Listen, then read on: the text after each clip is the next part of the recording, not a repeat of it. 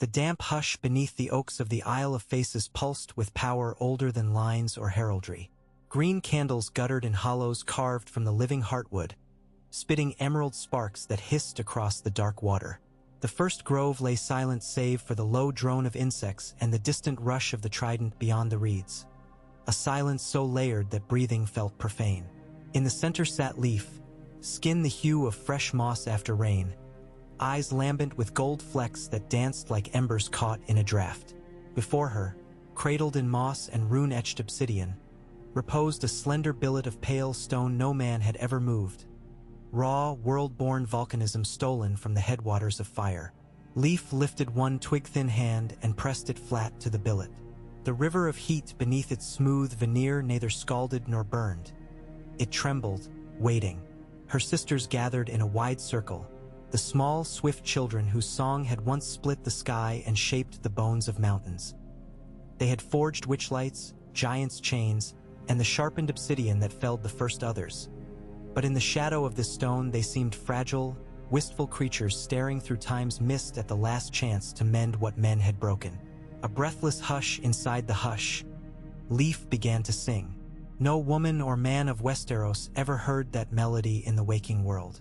It was the hymn of molten rock rising through fault lines, the keening of glaciers as they cracked, the long sigh of wind pouring off the endless western sea. It drew sparks from bark, coaxed sap from the roots, bent every green face on every weirwood across the realm to listen. And the billet brightened, a slow pulse at first, dim crimson glowing within, throbbing to the beat of drums unheard. Then a brilliant flare, white-hot and fluid.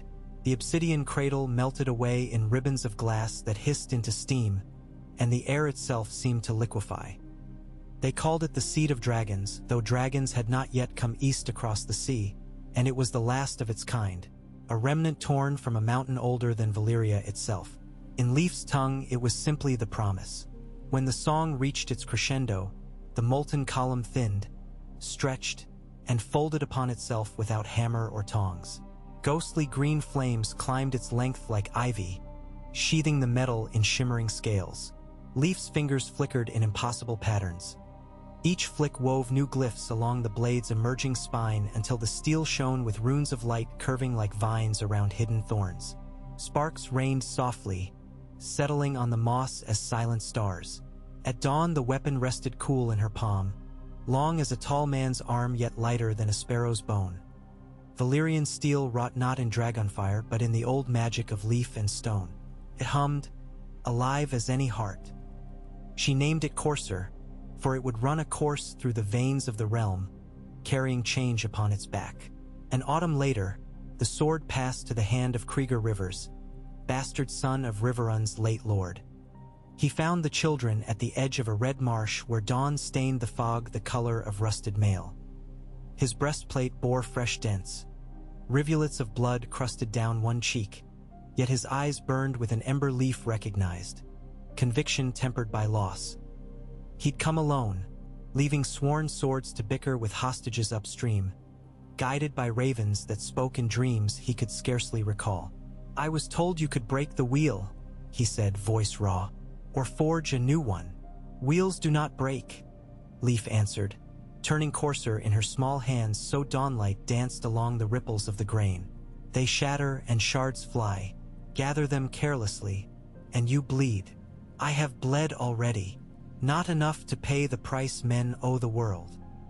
He might have argued, but the marsh stilled. A distant horn wailed, one of human make, bitter and cracked, echoing over bulrushes bent beneath a cold wind. Krieger's gaze sharpened.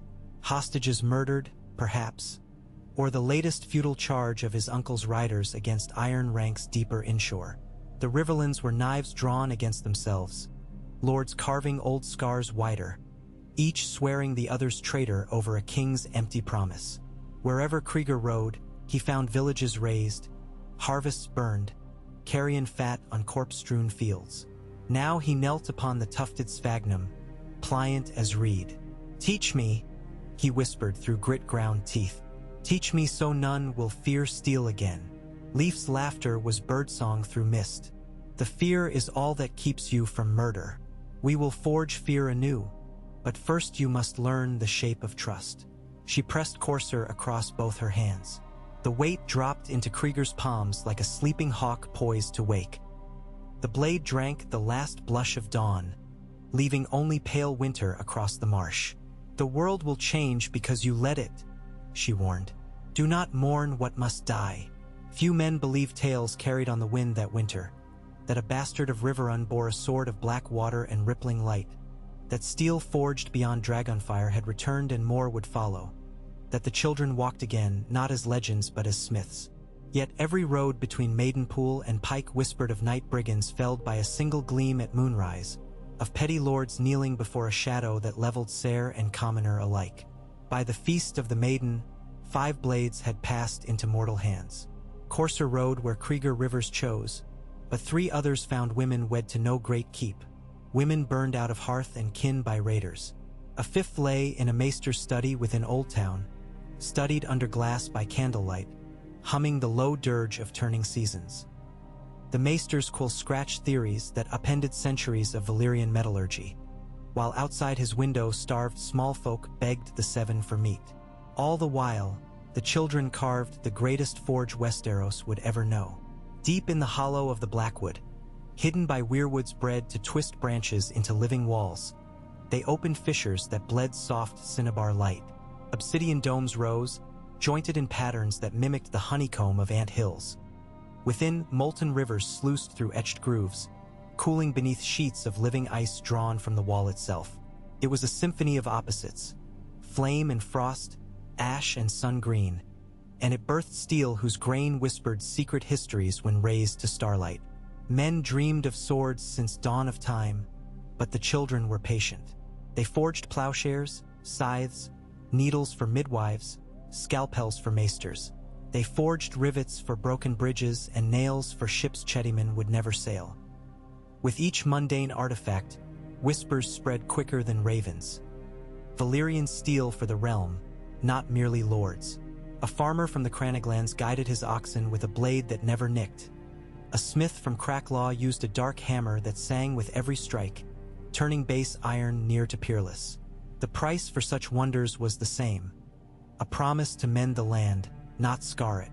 Few heeded the pledge's gravity, but those who did found themselves guided by dreams of leaf-eyed children and trees whose faces wept red sap. In King's Landing, the small council scoffed. Grand Maester Tyra shifted scented scrolls, warning that sorcery unbound the order of the world, that dragons had not died so that wild magic might flourish. Lord Treasurer Varon muttered of tariffs lost if every small hamlet forged its own unmatched steel. Lord Commander Arcel, veteran of 3 rebellions, sensed something deeper, a balance tipping away from crowns, toward the people who tilled soil and bled on distant battlements.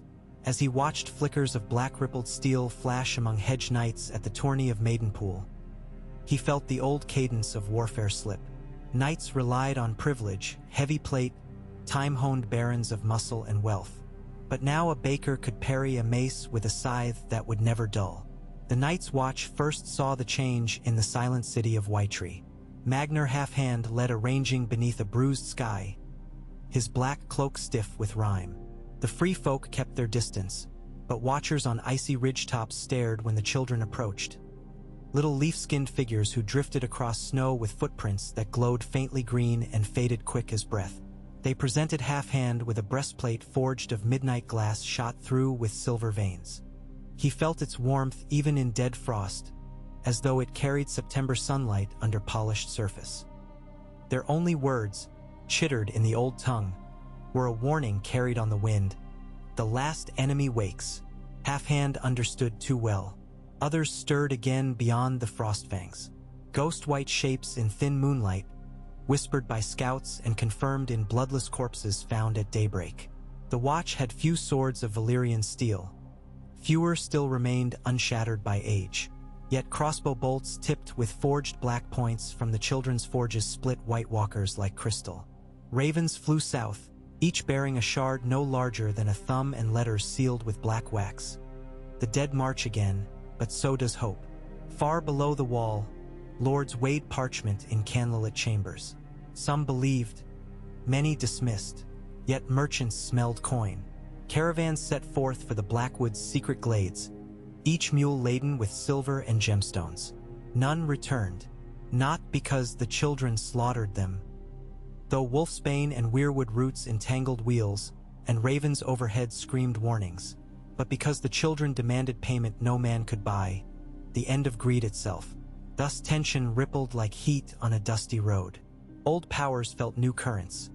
Small folk tasted expectation on their tongues. Knights doubted lineage mattered. Maesters re-inked treatises, crossing out lines that declared Valyrian steel a lost art. In brazen sea wind atop Dragonstone, the last Targaryen princess heard rumor that blades stronger than her forefather's crown were spreading among the commons. She dreamed dragon dreams where great ash trees sprouted swords instead of leaves, each blade curving around molten hearts. One dawn she ordered her blacksmiths to ride west and learn truth, for a queen who had lost her dragons must find new fire. Deep winter cracked the rivers to glass before Leaf consented to the meeting at Harrenhal, that vast burnt ruin whose shadows still smelled of cooked flesh. Lords from 7 kingdoms traveled under banners tattered by frost. Lions with golden eyes dulled, roses rhymed with hoarfrost, kraken stiff as frozen rope. They gathered in the hall of 100 hearths where the wind keened through melted stones, and there they found a small figure cloaked in bark and shadow. One by one they offered smiles, flatteries, veiled threats. Leaf listened as though to distant surf. At last she spoke. Her voice rustled dry leaves swirling beneath dying light, gentle but inexorable. "You war," she murmured. "You tear earth open for iron, strip forests for ships. You starve peasants to fatten war horses. And yet you come begging wonder to feed war anew." A hush. Lord Gawain of the Reach, silver-haired and sleek in emerald velvet, stepped forward. "We desire only parity. If brigands wield blades no armor can turn. The realm descends into butchery. Kings must arm knights to keep peace." "A piece of swords is not peace," Leaf answered, eyes gleaming. Sarah Lyra Penrose, her breath smoke in frigid air, tried a softer approach. "Grant us a tithe," she urged. "Let the crown hold the forges. We will promise blades to commoners, tools to farmers, fairness in all." Leaf's laughter fluttered across broken archways. "You would hold wind in a cage. The forge sings to those who heed the old songs. No tithe can bind it." She raised one thin hand. From shadows slithered a sword larger than any yet seen. Not a knight's long sword nor a bastard blade, but a cleaver of ruin, thick-spined and serrated at its belly, forged for giants. Its surface pulsed slow as a sleeper's heartbeat. The lords shrank back.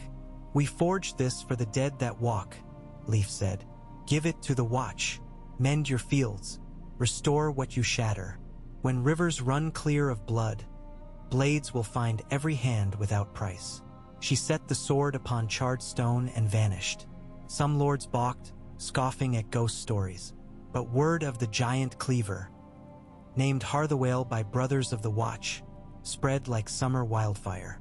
It reached the free cities, the smoking ruins of Valyria, the regal couloirs in Karth. Merchants prostrated themselves before priests of 9 gods, begging for portents. The price of brittle castle-forged steel plummeted as small folk demanded blades that glowed with hidden stars. A decade passed. Wars sputtered out not from treaties but exhaustion. Knights who broke spears on farmers' flails lost will to press levies. Mercenaries found coin scarce where millers now defended harvests with scythes that cut chainmail. Maesters chronicled the lean peace, a span where skirmishes rarely claimed more than a hamlet because each death risked weapons too precious to squander. Peasant councils sprouted in river villages. Elders governed winter stores, guided by midwives wielding bone-handled knives that never rusted. They spoke quietly of balance, of children's laws. Yet balance breeds fear in those who thrived on tilt. In the dungeons beneath Casterly Rock, Lord Tybalt Lannister's alchemists scoured for mimicry. They smelted gold-laced iron with wildfire and basilisk blood. The results split like shale. They tortured blacksmiths who had glimpsed children's work, seeking secrets. None cracked. The memory of Leaf Eyes watching from dream's edge bound tongues tighter than iron. Tybalt's spymaster, Lady Nerys, hatched darker designs. She sailed to the smoking sea where demon-lit vents exhaled stench of sulfur and sorrow. On a shattered promontory, she bargained blood with stone men whose skin wept mercury. They offered fragments of dragon bone and whispers of how Valyrian balefires once smelted ore.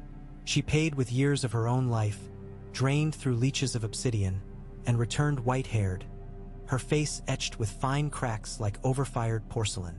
Behind her ship rolled coffers of cursed slag, iron-heavy with ghost essence, eager to drink souls.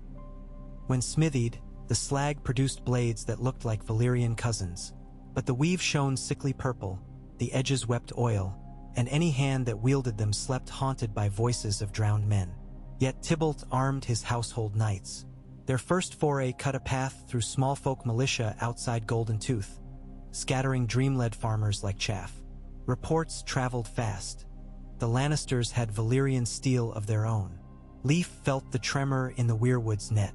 Under moonless night she knelt upon a barrow of the first men and wept sap as red as heart's blood. For when men corrupted wonder they birthed nightmares. At the turn of the next spring, the skies above Winterfell filled with pale shreds of cloud like torn banners. Snow melted in glassy sheets off the broken battlements renovated after last century's ruin. Krieger Rivers, now lord by another name, legitimized in award for deeds he never celebrated, rode through the barking yard. Courser hung across his back, hilt bound in linen to blunt the steel's glow. He watched his daughter spar with a stable hand, both wielding practice swords of dark wood. Her strokes were precise, thoughtful. But when she saw him, she asked what lingered in his eyes. "Storms gather," he murmured, gazing south as though hearing distant thunder. That eve a raven brought news. Harthawale had shattered upon an other's helm north of the night fort. The blade's shards burst in bluish fire that seared flesh from 8 brothers before the creature bled ice. The frost shadows were learning. Their king, a tall, antler-crowned shape glimpsed in blowing snow, now wore armor like glass within glass. The age-old arms race quickened, for when one power grows, all others must swell to meet it. Leaf convened her circle at the forge domes. The songs they wove now dipped into darker chords, threads of sorrow wound through hope. They forged twin daggers of starlight and nightshade, weightless but hard as grief. One for a wildling spearwife whose child was stillborn beneath patient watchers in white. One for a maester who forsook chains to heal rather than counsel war. They forged a crown of interwoven arrowheads that glimmered silver-black, delivered not to a king but to Nym Bleeding Branch, a half-human child born of river folk. She placed it upon her brow and felt every hum of the land like heartbeats in unison. Thus the realm shifted, subtle as seasons. No one noticed the moment fear changed sides, when peasants ceased bowing to banners and lords learned to tilt respect before midwives with unbreakable scalpels. But Tybalt Lannister noticed. He ordered the Red Feast. 1,000 small folk lured to Casterly Rock by promise of work never left. At new moon, alchemists drained their blood beneath lion banners, mixing veins of innocence into their false steel. The forges roared. Blades taller than a man rang in the night. Each clang reverberated with a child's final scream. The dawn after, rocks along the sunset sea wept rust-red streaks. Surf carried slivers of bone to shore as gulls spiraled overhead. Sailors whispered the water tasted coppery. Even the kraken stayed deep. Leaf opened her eyes in a grove half a realm away and felt ice creep across her heartwood. She returned to Krieger Rivers in the gathering dusk. Her cloak shimmered wet with dew though no rain had fallen. Lines of sorrow bracketed her golden eyes. "The wheel spins again," she said, voice brittle. "Men bleed the innocent to forge greater terror." Krieger touched the worn leather grip of Courser. "We stopped them once. We tempered fear with trust. They twist trust into harvest for war." His daughter, Ernla, stood behind the door's half-cracked plank, listening. She'd always believed the children gentle. The tales her father spun cast them as wise guardians. She imagined them able to undo any cruelty. But now she heard helplessness in Leaf's voice, and it filled her with ice. "What must be done?" Krieger asked. Leaf breathed deep. "You will ride to Casterly Rock with emissaries from Barrowton, Duskendale, Highgarden. All whose fields bloom because blades safeguarded seed, not lord's pride. Demand surrender of the cursed forge. If Tybalt refuses, the forge must end. End how? Leaf opened her palm. In it bloomed a black seed like petrified onyx, veins pulsing faint green. Cast this into their hearth. It will drink fire, iron, and cruelty alike. But it will drink life, all life. Krieger recoiled, understanding dawning horror. You would burn their keep? Better one keep than kingdoms. He turned courser, studying his reflection in its mirrored waves. Duty cut deeper than any sword. There must be another path. Leaf closed her hand. Paths dwindle when men pave them with bones. As war councils roiled, Ernla fled Winterfell under cloak of a hunter's moon. She bore a single pouch, seeds of winter roses, clippings of evergreen, a slender knife of children's steel gifted on her 12th name day. She rode south alone, not to join councils, to find the Lannister forge and witness its curse, to learn whether men might yet unmake horror without returning horror thricefold. She believed, because her father once did, that trust still had a voice. Days lengthened as her horse's hooves beat lonely cadence down the King's Road. Rumors reached her in crossroads inns. Black-veined steel spreading among Lannister bannermen. Small folk flayed for alchemic rites. Rivers fouled, yet also glints of hope. Smiths in Ashford who refused Lannister coin. Hedge knights turning coats to shield villages. She pressed on, a shadow within shadows, guided by ravens which stole scraps from her campfire and left white weirwood seeds in exchange. Crossing the Red Fork, she met the windfall of another rumor.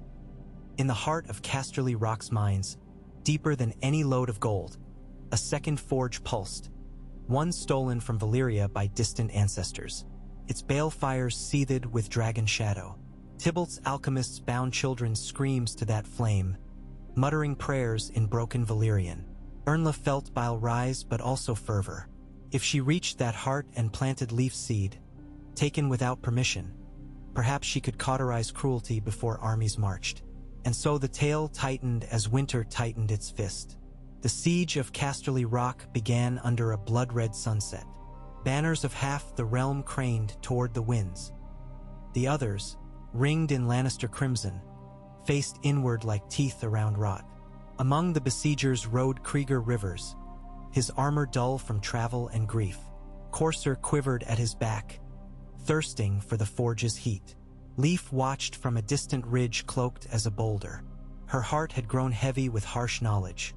When men kill for power, the world can yet heal. When men slaughter innocent blood to feed power, the land withers. The red cliffs around the rock already shed topsoil in dusty slides. Apple orchards in the foothills dropped blackened fruit. The earth rebelled. That night she walked the dream roads through weirwood roots and found Ernla creeping through lion-carved tunnels, face streaked with soot. Pride and dread warred within Leaf. Even in dream she could not command mortal hearts. She whispered a single warning. Steel without grief is gift. Steel with grief is curse. Choose which you forge. Ernla woke with a sob but carried on. Down and down she went, past veins of quartz so bright they seemed to pulse, past cages where pale stag beetles glimmered in candlelight, past workshops reeking of pitch and bile. At last she reached a cavern whose walls dripped liquid gold into a lake sludgy with slag. There, on a dais of fused vertebrae, dragon's spine, stolen ages past, burned the forge, a windless pyre of violet flames swirling around shards of obsidian hearts. Children's bones jutted in piles along the edge. An alchemist hunched over bellows, eyes mirrored silver, chanting. Ernla's gorge rose, but she stepped closer, slipping through gloom.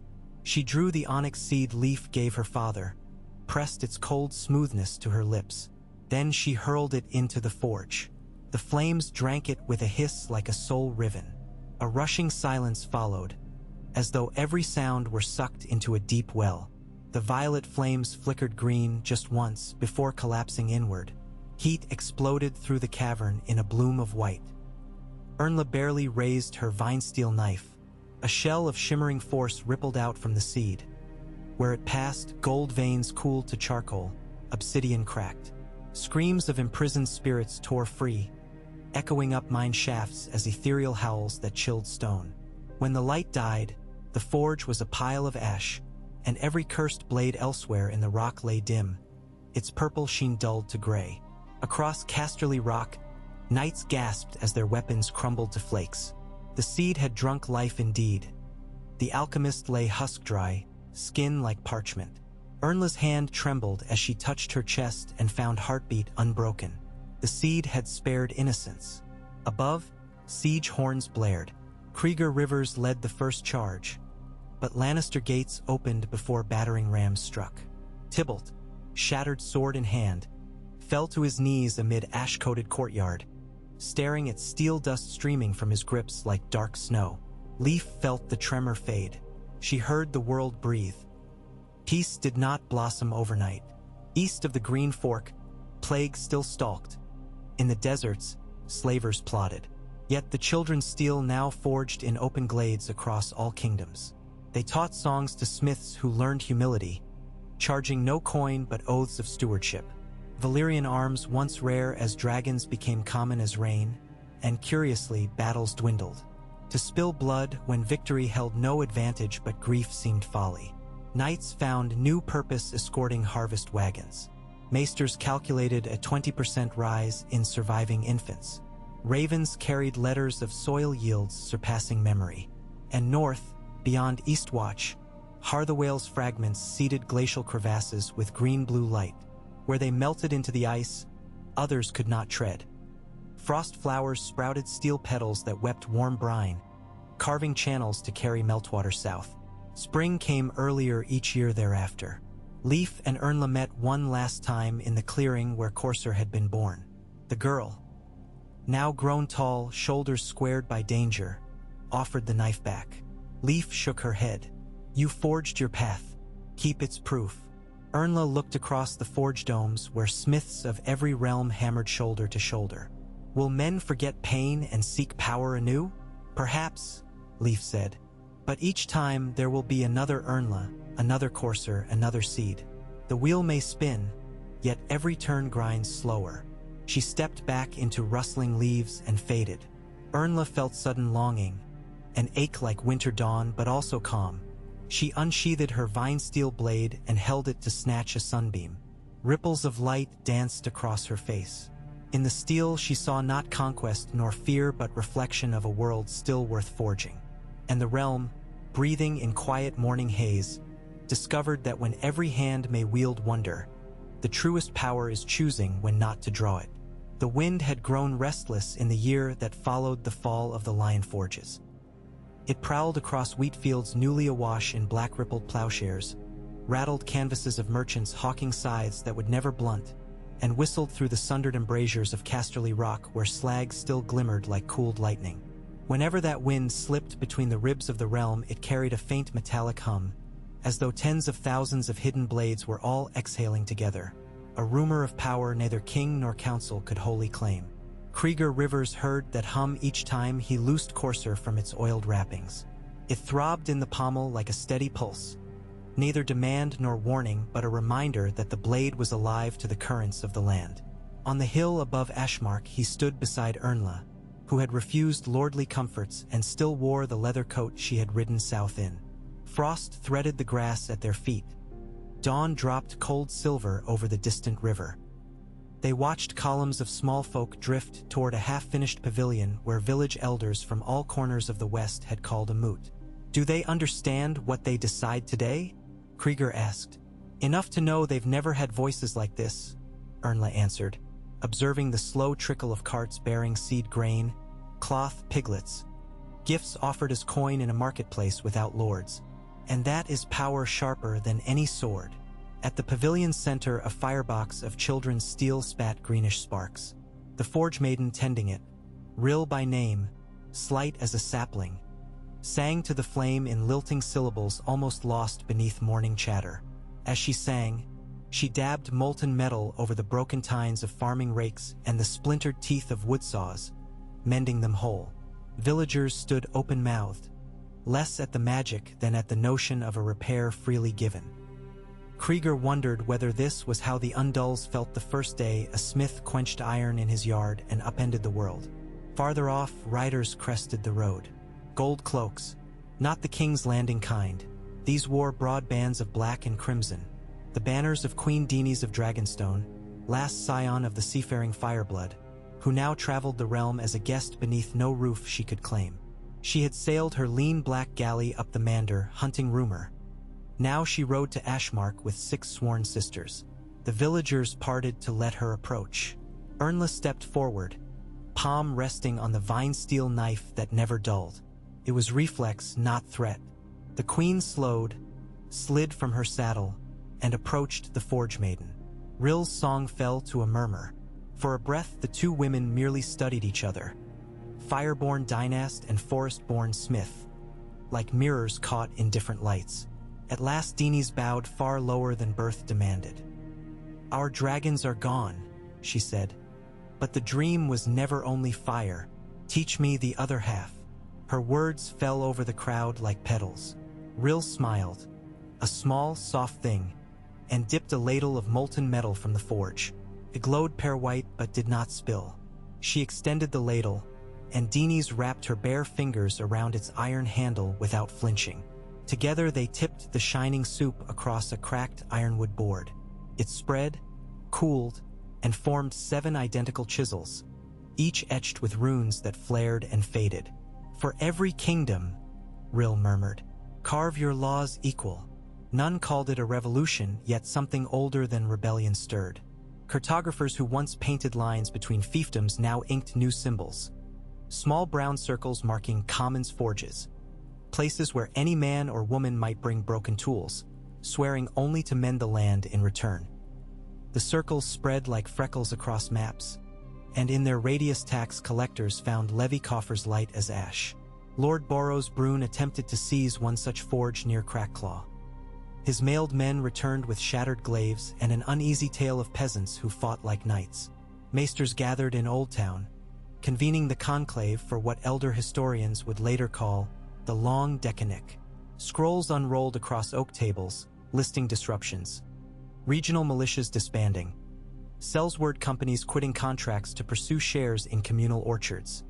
Smithies, once the domain of guilds, now run by midwives, orphan boys, septons. Grand Maester Tyra, whose hands shook from age and fear, argued that the realm risked descent into shapeless anarchy. But a younger Archmaester of Steelcraft, Marwyn Tross, countered that anarchy was merely ungoverned order, and order could be coaxed as fire is coaxed. First spark, then ember, never smother or it dies. Beyond the Maester's quarrels, winter crept down from the wall. Snow arrived early, dusting the fields of the northern reach before the last wheat was cut. Ravens from Eastwatch brought grim dispatches. Ice shadows massing again, their armor now studded with black shards that caught moonlight like scales.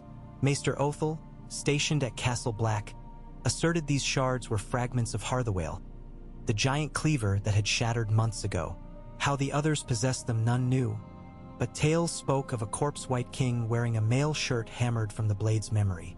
When Krieger read that letter by torchlight in Ashmark, he felt Corsair twitch against his hip like a wolf scenting blood. Ernla bit her lip until it reddened. They both knew the weapons race was not ended, only evolved. 8 nights later, leaf-bark cloaks rustled at the edge of the Commons Forge. Leaf herself stepped into the glow of the banked coals, eyes lambent. The moot fell silent save for breath and wind. Villagers bowed awkwardly. "The last enemy waits for no man's forging," she said, voice carrying. "Ice learns. It dresses in our lost steel. If we do not bind song to sword, winter will write the final law." She poured a pouch of glistening black dust onto the anvil. Each grain chimed like a tiny bell, scattering sparks. "These are Harthawale's tears, gathered from the mouth of a dying glacier. We will reforge them, but a mortal heart must wield the reborn blade and pay the debt of grief." Krieger stepped forward, expecting that call to fall upon him. Yet Leaf turned to Ernla. "You planted the seed," she said. "Will you now reap the cost?" Ernla's throat bobbed. She glanced at Krieger, father, lord, once her North Star. but saw in his eyes both pride and the sorrow of a man who knows every child's road bends away however tightly he grips. She nodded. "I will." Forging such a weapon did not happen in a single night. It required 3 moons, each darker than the last. The first moon's waning saw Ernla traverse dream roads under Leif's tutelage, hunting memories of storms long dead so they could bind wind to molten steel. She walked the whole length of the wall inside a vision, collecting frost that melted to warm tears in her palm. The second moon's eclipse found her knelt in a ring of low stones on the Isle of Faces, singing remembrance of every child slain by Tybalt's alchemists. Their names, unknown in life, wove themselves into runes that would fissure the blade's core, a reservoir of righteous anguish sharper than any edge. The third moon swallowed its own ghost, and under that total darkness Ernla poured molten sorrow into a mold of weirwood ash. When dawn flamed, all that remained unburned was a straight, narrow sword no longer than her forearm. Slender, almost delicate, blade the hue of deep ocean before a storm, grooved from fuller to point with faint ridges like pine needles. She named it Tidefall. Leif pressed 2 fingers to Ernla's brow, leaving a spot of sap that dried into a green star. "The sword weighs light," she warned, "but grief grows heavier the longer it swings. Hold fast, Forge daughter." Ernla sheathed Tidefall at her back. She felt no weight at all, only motion, like currents sliding through kelp. She guessed the burden would come later. Before she could test that burden, war horns echoed from the west. Scouts poured in. The Golden Tooth had fallen. No siege engines, no fiery ladders, only silent shapes walking over battlements that froze under their feet. The others were south of the Red Fork for the first time in living memory. Harthawale's fragments, now twisted into spear-like talons, clattered on their gauntlets. The moot fragmented into frantic order. Villagers armed with vine steel and children-forged sickles formed wagon circles. Smiths quenched more spear points in every cask of oil. Krieger gathered what knights remained loyal to anything beyond their own purse. Queen Dini's, who had lingered to learn the new craft, mounted the black marbled horse she had named Sable Song and declared she would ride to Riverrun, warn Lord Mallister, and rally the Trident levies. Ernla prepared to ride north, sword in hand. Leif caught her arm. "You may need both ice and fire," the child whispered, pressing a brittle flask of dusk blue liquid into her glove. "When tide meets flame, steel sings." "What is it?" Ernla asked. "Dragon's breath distilled from dreams. Cast it only once, for it will burn memory as well as flesh." Ernla swallowed her fear and tucked the flask at her belt. Travel north in deep winter is slow. Traveling north pursued by dead wind is slower still. Yet Tidefall cut through drifts as if snow parted in deference. Every time its tip brushed crusted ice, frost bloomed in fractal flowers that melted to rich black soil. Strange, ominous, beautiful. Survivors of the Golden Tooth ambush joined Ernla's column, eyes hollow, speaking of comrades frozen mid-shout. They carried shards of purple Lannister faux steel, brittle now, splintering at the lightest knock. Ernla told them to throw the shards into wagons. She would decide later whether to bury or remelt them. On the 9th night, a falling star streaked overhead, shedding sparks that lingered far longer than physics allowed. Ernla felt Tidefall hum a chord unheard by others. She followed that resonance off the road, up a pine-blanketed ridge, to a clearing where frost had been burned clean away in a perfect circle. At its center lay a small bronze buckle, 3-headed dragon sigil melted beyond recognition. Beside it sprawled a kneeling figure, Dini's. Her cloak smoldered at the edges. Steam hissed from her hair. She lifted her eyes as Ernla approached, and in their violet depths danced flames of deep cerulean, utterly silent. "They torched the fords," the queen said in a voice hoarse as cinder. "Ice will not cross running water, but fire can break the banks. We met them near Fairmarket. I led a charge. The sun itself leapt between us." Ernla touched her brow, scorching hot. She poured the last of her water onto a cloth, mopped sweat away. Dini's coughed steam. "Your sisters?" Ernla asked. "Gone. Or changed. The dead wear their faces now." Grief threatened to hollow Ernla, But there was no time. She hoisted Dini's onto her horse and rode through night so cold it cracked leather. Behind them, inky swaths of cloud-blotted stars. The army of ice, nothing but suggestion yet infinitely solid. Castle Derry's walls loomed at dawn. Within, refugees milled, house guards, field hands, maids. Lord Derry was absent, away at King's Landing debating grain tariffs while winter made moot every ledger. Ernla commandeered the bailey, set blacksmiths stoking forges with coal and what remained of Derry's rickety stores. She melted the collected purple shards, mixing them with filings shaved from Tidefall's tang. The resultant slurry hissed and smoked, as though unwilling to blend. Leaf's words rang. Steel without grief is gift. Steel with grief is curse. The shards were heavy with curse. She needed more gift. She found it in stories. Children of the forest traveling with her column coaxed the villagers to share recollections. Births, harvest feasts, love vows whispered under watchfires. The children wove those voices into song, and as they sang, Ernla poured the molten mix again. This time it accepted the union, turning dark teal. They cast arrowheads by the 100. When cooled, each head bore 2 striations. One side bright as hope, the other dark as warning. Krieger rode in on the 3rd day. Cuirass rhymed with rhyme, half his men missing. They flank the rivers now, he said, tired beyond fear. Snow bridges forming at night.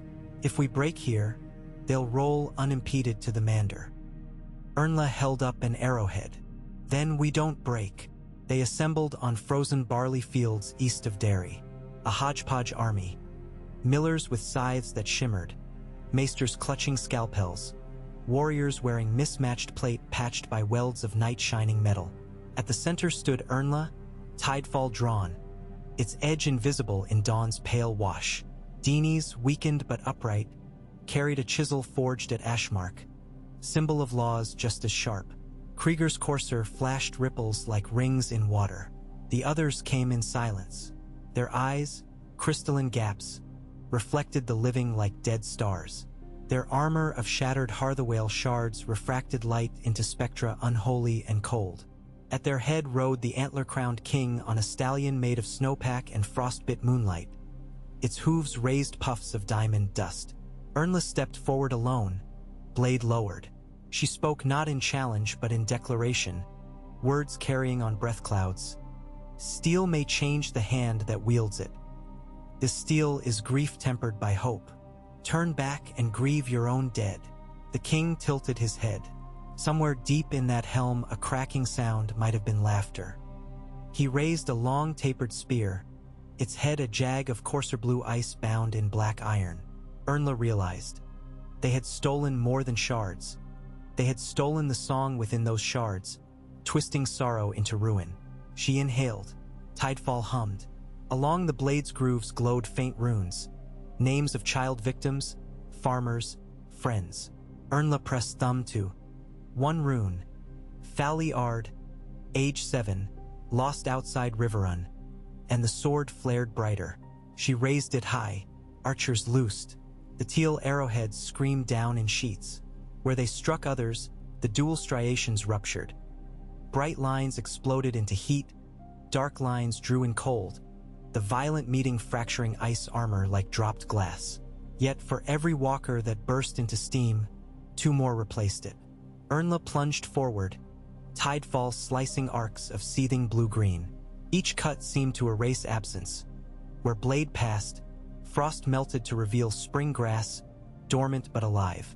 She felt weight now, not in her arm but her soul, as though every memory etched in steel pressed for vengeance. She dared not falter. Grief would drown her. Krieger fought by her flank, courser clanging against brittle spears. Each strike shot ripples across his blade like rain on a pond. A walker jabbed a shard spear beneath his pauldron. Courser intercepted. Sparks leapt. The shard shattered, peppering Krieger's cheek with ice that burned like embers. He roared, swung, dropped the walker in 2 strokes. Dini's, lacking sword skill but not courage, used her chisel scepter as a mace, smashing kneecaps of lesser wights. Every blow rang a note like hammer on bell, and villagers rallied to the sound. They pressed outward, foot by foot, forcing the dead back toward Treeline. The Antler King rode through broken ranks, unslowed, his gaze fixed on Ernla. He thrust his spear. She met it midair in a shower of cinders and rime. Tidefall's edge skated along the spear's frozen beam, slicing thin curls of frost that drifted like feathers. But the spear did not break. Instead, it drank her momentum, locking blade to shaft. Ernla's arms jolted numb. The king pushed, ice crackling. She slid backward, boots skidding.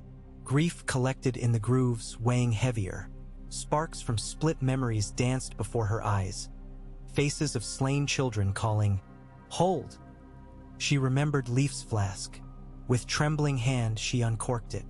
A gust of scentless wind burst forth, cerulean flames swirling like silk caught in a storm. She cast it upon the spear. Fire met ice in silent explosion. The spear's surface boiled, not melting but sublimating into glittering mist. The flames licked up the king's gauntlet, crawling starved across antler tines. Yet the frost did not yield. It twisted flame into writhing shadow, devouring heat. Ernla felt memory seared. Moments of childhood laughter snuffed. She screamed, far more at the loss than pain. Tidefall flared brightest yet. The blade's runes, every name, every vow, blazed, and she felt each story anchor her against oblivion. She pivoted, guided by their chorus, and cut a long diagonal slash across the king's torso. The sword hissed like wave on shore. A seam split the ice armor. Within pulsed a jagged heart the color of midnight. The king recoiled. Wind howled, and every walker on the field shuddered as though strings tugged by unseen puppeteer. Ernla pressed, eyes flooding with tears that steamed away instantly. Another slash upward, tracing the opposite diagonal. The two cuts intersected over his sternum, forming a cross of molten lines. She thrust Tidefall into that nexus. There was no roar, no grand shattering. The Antler King simply vanished, collapsing into a gust of snow so fine it looked like breath exhaled on a cold dawn. His armor, lance, antlers gone. Only a haze drifted where he had stood, curling among broken wheat stalks. All across the field, walkers jerked, faltered. Some quivered as cracks raced over them like lightning. Others dropped weapons and turned north, stumbling through drifts as though unseeing. A great exhale seemed to leave the world. Ernla sagged, falling to one knee. Her vision tunneled. Krieger caught her shoulders. "It's done," he whispered, though doubt tinged his voice. Was it ever done? Smoke rose from the battlefield. Steam from melting shards, pyres of white corpses ignited by dragon-distilled dreamfire still licking the ground in serpentine threads. Snowmelt pooled in furrows, seeping to feed seeds buried beneath winter rot. Leaf appeared as though shaped from mist, kneeling beside Ernla. She pressed 2 fingers to the girl's temple. The sap star there had dulled to ash. "You gave memory to the blade," Leaf said soft. "Memory now returns, to be carried always." Ernla breathed once, twice, then sat straight. She felt older, not weary, but stretched, as if the river of her life had suddenly widened its banks. From the ridge, villagers watched sunlight pierce cloud, rays glinting on every humble hoe, shovel, dagger. In that light, the teal arrowheads scattered across the field gleamed like eyes waking from dream. Spring arrived 4 weeks early across the Trident. Buds broke through frost. Lambs fattened swiftly. Maesters, perplexed, recorded unseasonal warmth. They did not attribute it to the hum of thousands of children-forged tools tilling hope into soil. Yet that hum persisted, woven into birdsong. Queen Deenes rode east at Ernla's side, bearing chisels to carve new laws upon marble pedestals in towns that had never seen a monarch. They passed villages where former sworn swords now mended boots, and where girls practiced sword forms alongside boys without remark. They passed forges where smiths quenched steel in water mixed with tears. Grief shared, gift renewed. North of the neck at Queen's Crown, the Night's Watch reported something strange. Shards of ice armor washed against the fort's palisade, drifting on eddies of warm water that bubbled beneath the frozen moat. Brothers fished out a chunk and found it flecked with black inclusions. Dust of Harthawale's tears now inert. Whatever purpose the Ice King had imagined, it had melted into nothing but water to feed marsh reeds. Krieger Rivers journeyed home to Winterfell, intent on rest long denied. But as he crossed the last ridge south of Moat Cailin, a raven set down on his pommel. Its left eye green, its right black. It croaked once and dropped a single pine cone, larger than a fist, scales of pine glistening as though lacquered in obsidian. Krieger understood. The wheel still turned. Seeds of power ever sprouted. He carried that pine cone to Winterfell's Godswood and planted it at the foot of a weirwood sapling. When the cone touched earth, a faint chime resounded, like distant steel meeting steel. Ernla's blade remained sheathed for seasons that turned in gentle succession. She traveled realms, teaching children to listen for the land's hum. She taught them to carve runes of memory into even the simplest butter knife. The birth of a brother, the loss of a pet, the promise to share harvest. Memory, she explained, was steel's only master. In memory's embrace, even grief could bear fruit. One summer night under stepstone stars, she sat with Leaf on a hill thrumming with cicadas. Fireflies blinked above grass like sparks in a forge long banked. "We won space to breathe," Ernla said, "but the world still bears men with hunger deeper than any forge can fill." Leaf plucked a firefly, cupped it in tiny palms. True, yet now common folk wield wonder. If greed rises, so too will guardians unbound by Lord's coin. Will they always choose well? Not always, but when steel sings memory, the song itself steers hands. Ernla drew Tidefall half an inch. The blade shimmered with pale firefly luminescence. In its reflection, she saw faces of those lost and those yet unborn intertwined. She slid it home, then let the song be sung. Below the hill, distant forges answered with soft clangs carried on wind, an endless refrain of hammers shaping future out of sorrow and hope alike. And in that mingled music, the realm learned to imagine a tomorrow where blades rested more often than they rang. But when they did ring, the echoes reminded all why they were forged. Storms seldom announced their return. They recline first as omens in a red dawn or a vagrant breeze that rattles new buds before they harden into leaf. 2 years after Tidefall unmade the Antler King, such omens stretched across Westeros like fine fissures in glass. A gull dropping dead mid-flight and striking the prow of a Bravosi carrack, milk curdling inside buckets still warm from the goat, the northbound flow of the Green Fork reversing for the span of a single heartbeat, enough to set moored skiffs spinning against their ropes. In Winterfell's Godswood, Krieger Rivers lifted his face to falling petals that were not snow yet carried a cold bite. The pine cone he had planted beneath the sapling now towered taller than the old heart tree, bark black-green, needles argent in the moonlight. Each night its crown whispered secrets in the tongue of rushing water, but only its planter understood. The land keeps score. Ernla stood beside him, hair bound in a warrior's tail. Tidefall crossed over her back beneath a mantle of mended raven feathers.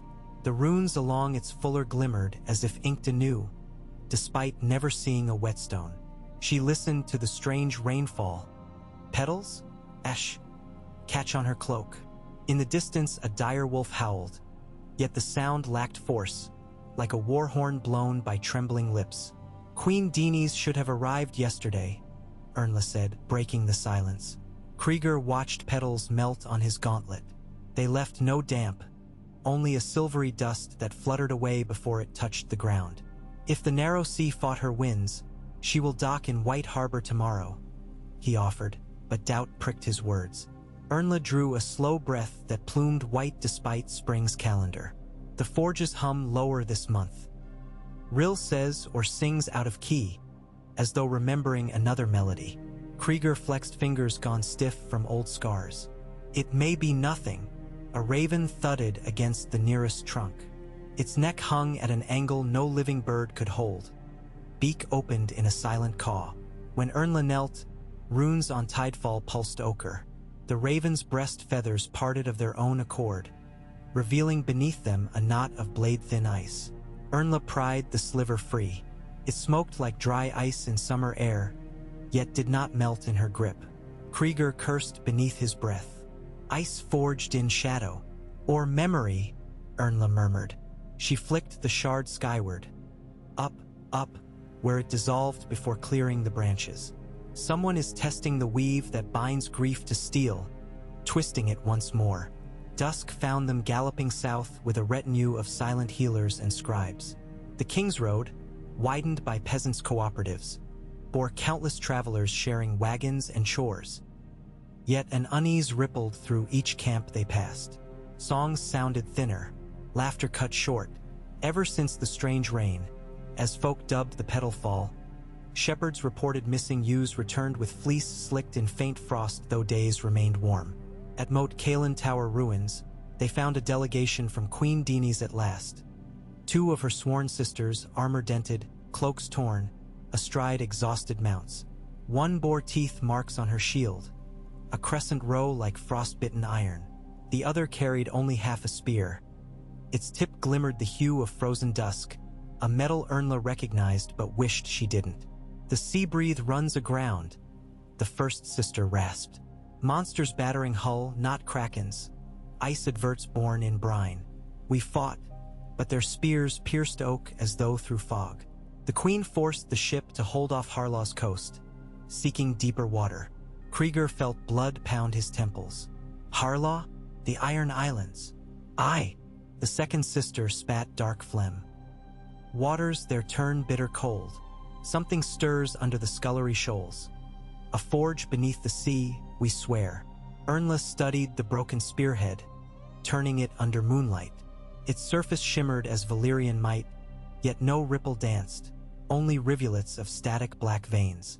This was once living steel. See the etches, runes carved for memory. But someone leached them blank.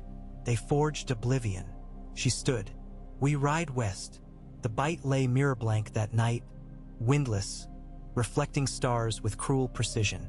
Under that glassy guise, fleet after fleet of fishing cogs found nets returned empty save for dead silver guppies stiff from cold that hadn't touched the air. Westerosi sailors muttered of ghost currents from the Ironman's sea. When Ernla's company reached the White Knife's mouth, the sky bled orange where tower beacons of White Harbor blazed across water. No cheering dockhands, no gulls, only armored silhouettes bearing odd halberds whose heads smoked frost. At the city gate, a young sergeant hailed them in voice quavering between fear and duty. Ports under curfew, Lord Wyman's decree. Ice revenants prowl the quays at midnight tide. Krieger dismounted.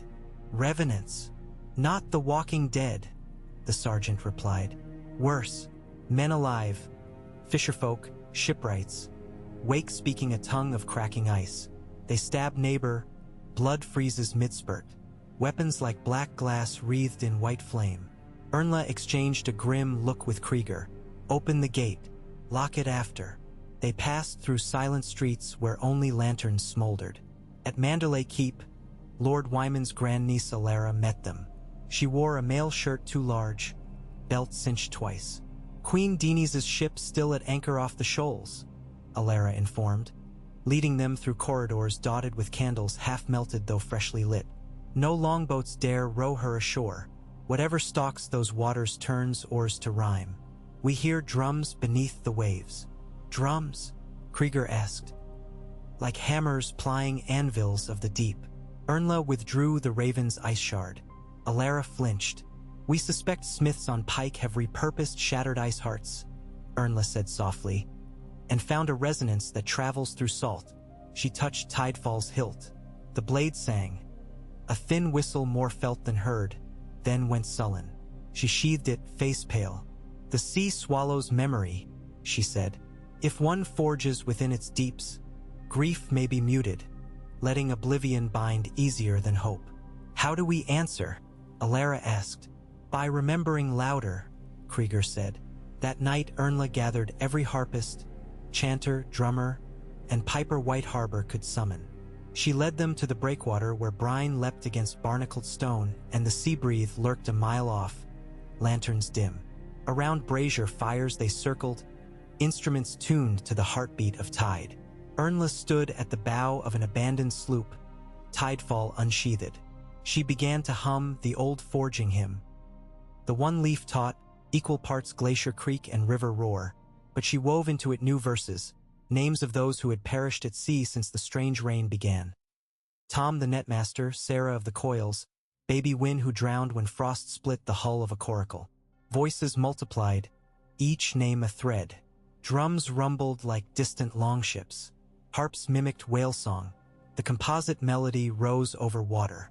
From the dark horizon drums answered, hollow clangs echoing up the keel of the sea breathe. Waves sloshed with sudden fury though wind remained still. A cold mist formed, congealing into shapes. Broad-shouldered men armored in kelp-laced plates of black-veined ice. Their eyes shone no blue like walkers but void-black stars. At their fore strode one wearing a helm carved from the skull of a leviathan, jawbone framing his collar like wings. In his fist, a war hammer the size of a cask, its head a chunk of sea glass heaving with imprisoned shadows. Ernla matched her hum to the swirl of their approach. Tidefall vibrated until sparks leapt along its edge, scorching deck boards in tiny crescents. She stepped from prow to pier, boots leaving steaming prints on frost-rimmed planks.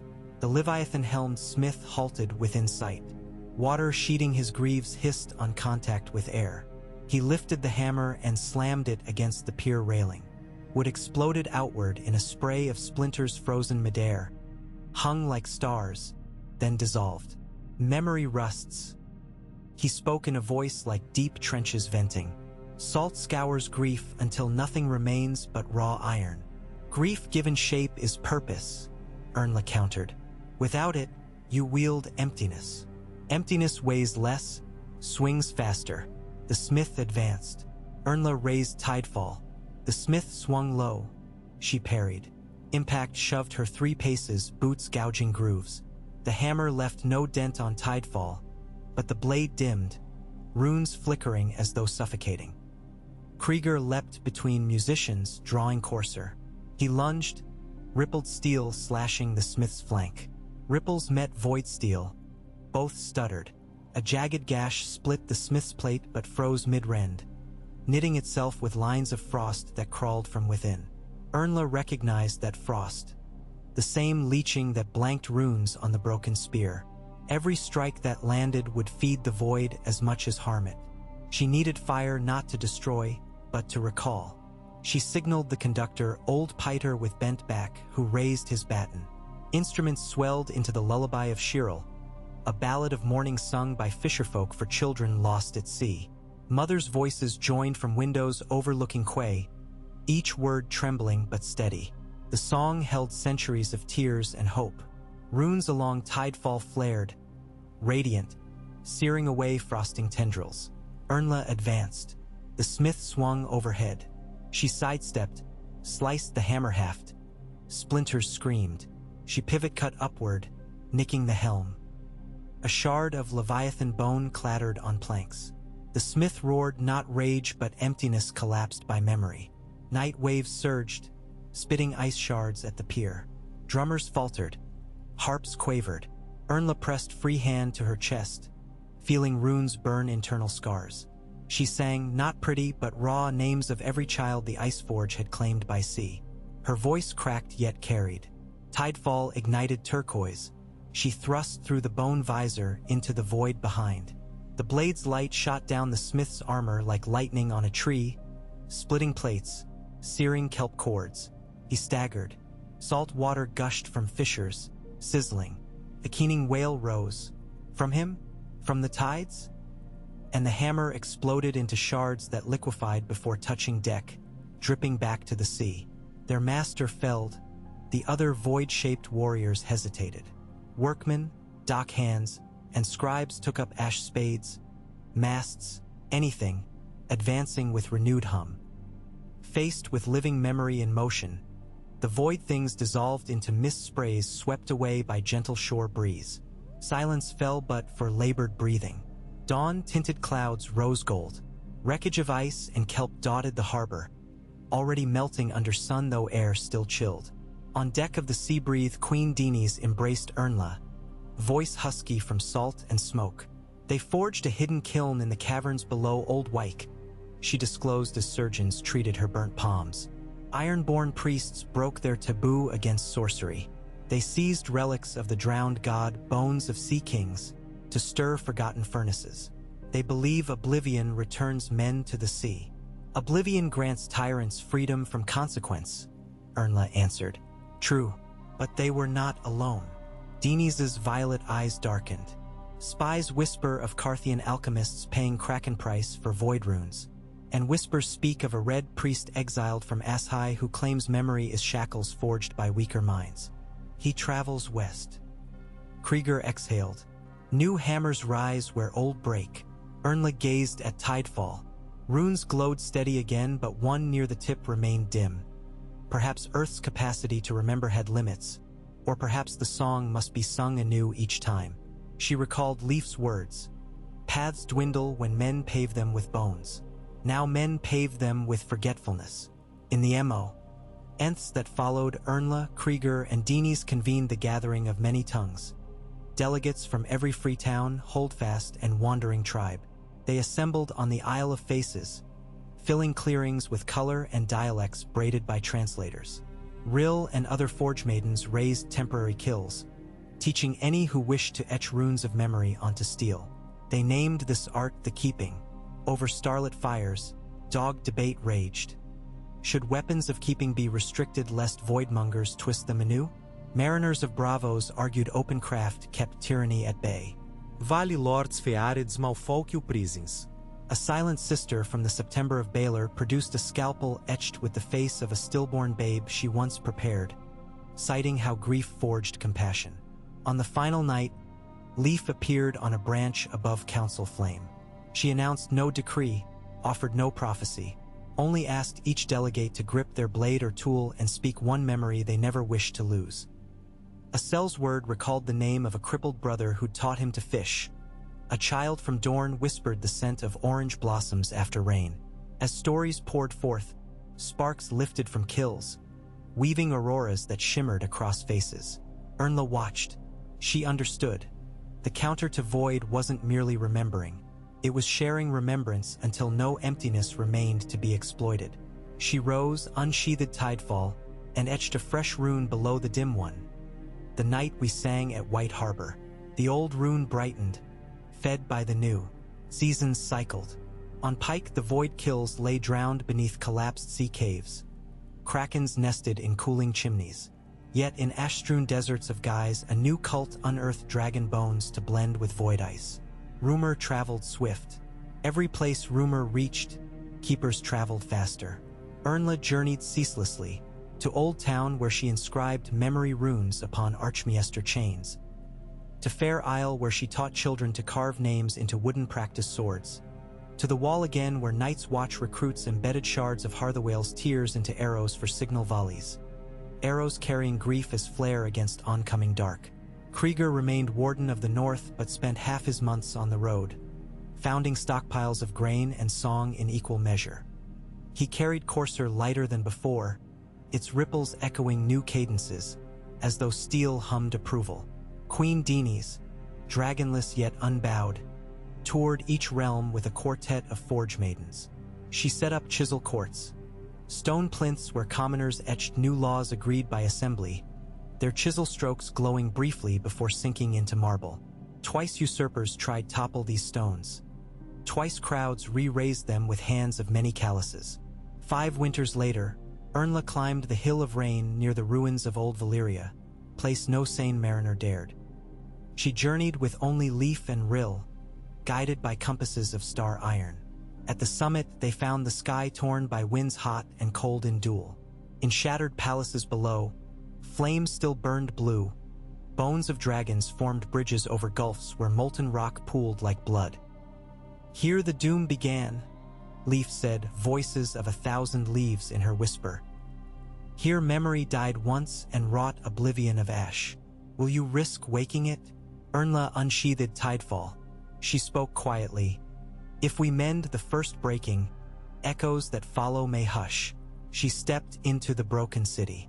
They passed towers spiraled like corkscrews, hollow hearts blackened. Rill chipped fragments of fused steel and obsidian, hoping to learn. Ernla followed vibrations of grief lingering in columns. Screams of slaves, ambitions of dragon lords, dreams that died unsung. Each vibration seeped into tidefall, brightening runes until blades shone brighter than living sky. Yet weight grew. In a courtyard where statues of the freehold's gods lay toppled, they found a pit 30 strides across. From it rose faint chiming, hammers on anvils, distant yet here. Ernla peered and saw figures far below working forges of crimson lava. But these were not humans, nor others, shapes of molten glass wrapped in chain.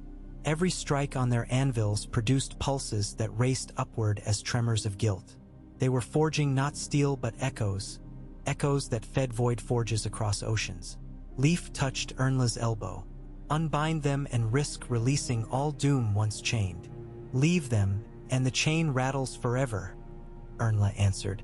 She drew the dragon dream flask Leaf once gave, refilled thrice now through rites of fire priests, and poured it into the pit. Flames hissed into steam, wreathing pit in white. The molten shapes paused, looked upward, their chains slackening. Ernla raised Tidefall, lowering its tip into the steam. She sang no words, her heart beat names untold. Runic fire cascaded down blade, dropping into mist like meteors. White light blossomed within pit.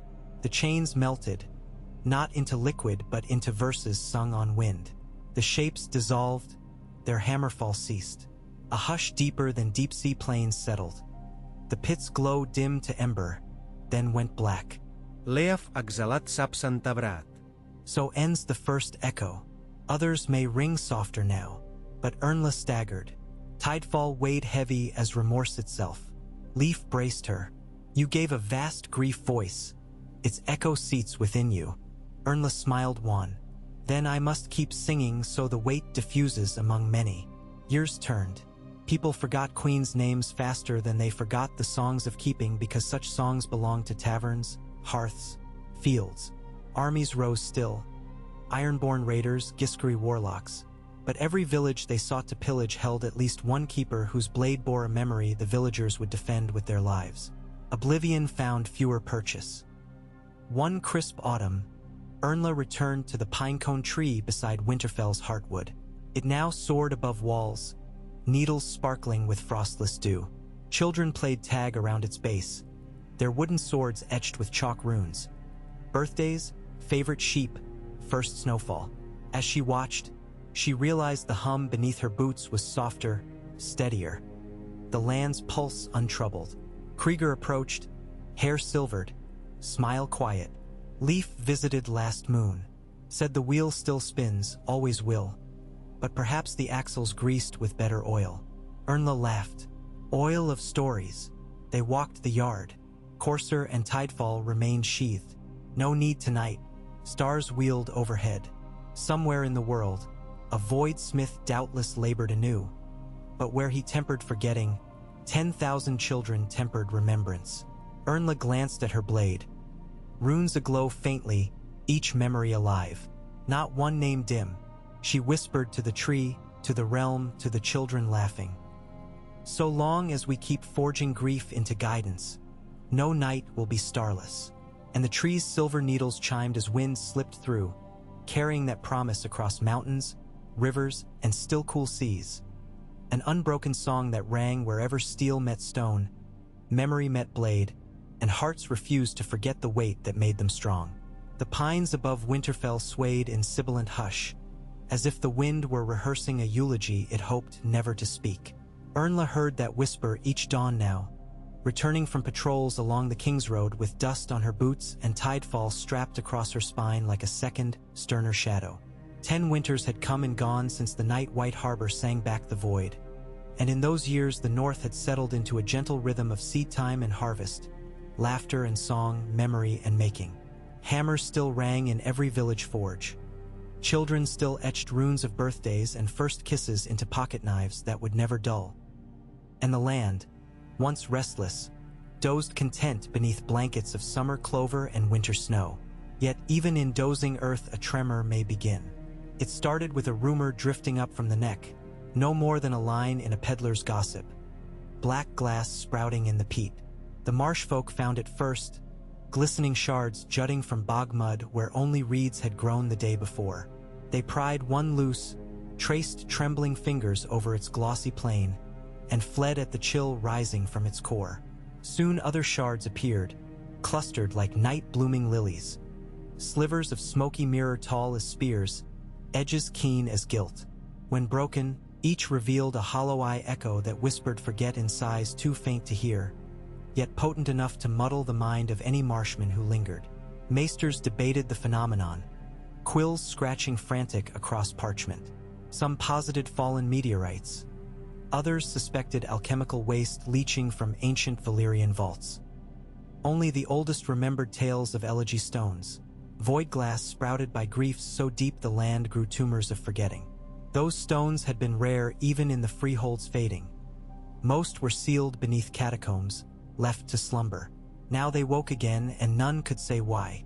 Ernla read the raven letter on the ramparts beside Krieger, Northwind blowing her braid.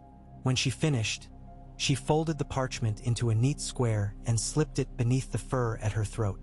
"If marshes spawn oblivion," she said, voice quiet, "the song must be sung there first." Krieger studied her profile, lines harder than when she'd been the girl who planted seeds of change, but eyes still bright as moonlit snowmelt.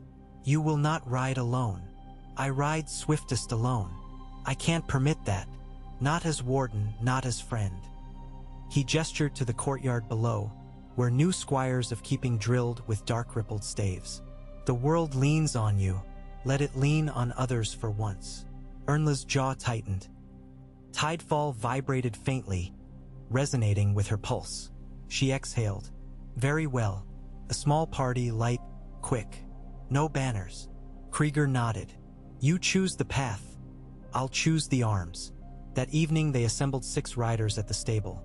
Rill the Forge Maiden, now a mentor of smiths, Alara Manderly, grown into her aunt's armor, 2 free folk scouts bound by songs of keeping, and a quiet septon named Balin whose chisel-carved psalms were said to soothe madness. Krieger joined, despite complaints from his steward. They dressed plain, carried bread and strips of salt pork, and rode out through Hunter's Gate beneath a crescent moon. The journey south was uneventful until they reached the shivering forest skirting the neck. There the trees thinned, moss giving way to gray peat that squelched beneath hooves. Mist clung by noon, thick as wool. Rill knelt often, palming soil, humming low. "The land trembles here," she murmured, "like a string tuned too tight." By dusk they found the first stone, a jutting obelisk of black-smoked glass, half buried in mire. It caught the last light of sun, bending it inward so the reflection seemed to flee down unseen corridors. Tidefall's runes dimmed, as though the blade retreated from the sight. Ernla dismounted, pressed fingers to the obelisk's surface. Cold coursed through her bones, but beneath it, a familiarity, a distant echo of songs she had once turned against void hammers. "It's grief," she breathed, but curdled, fermented into something poisonous. Balin the Septon unpacked a copper thurible, swung it until fragrant smoke, sandalwood and juniper, wreathed the shard. Under that haze the glass fissured with hairline cracks, sighing like steam. Ernla listened. Within the sigh she heard fleeting names. Tom, Sarah, Wynne. Names she had sung in White Harbor. The shard drank those memories and shuddered. Ernla yanked her hand back as spiderweb fractures spread, etching runes of erasure across the surface. "It feeds on memory," Rill warned. "The more we recall, the stronger it swells." Alara hefted her axe. "So we smash it before it feeds full." She swung. The steel bit glass and rebounded with a clang that rang across the marsh. Sparks showered, sizzling as they hit water, but the shard remained unbroken. Worse, a wave of dizziness rolled over the party. For an instant Ernla forgot why they'd come. She clenched Tidefall, forcing runes to glow. Memory flooded back, but the shard gleamed brighter. "Not brute force," Krieger muttered, steadying Alara. "Song, perhaps." Ernla stepped forward once more. She drew Tidefall, keeping tip down.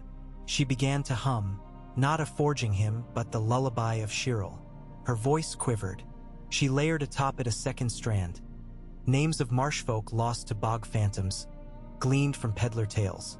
Rill joined with a counter-melody, Smith's cadence slow and sure. The air thickened. The shard's surface rippled, reflecting scenes of love and sorrow like a roiling scry pool. Its glow guttered as though choked by abundance. With a crack like breaking ice, the obelisk split down its spine. Shards slumped into peat, dissolved to thin smoke that crept across water, then vanished. Silence rushed back, deeper than before.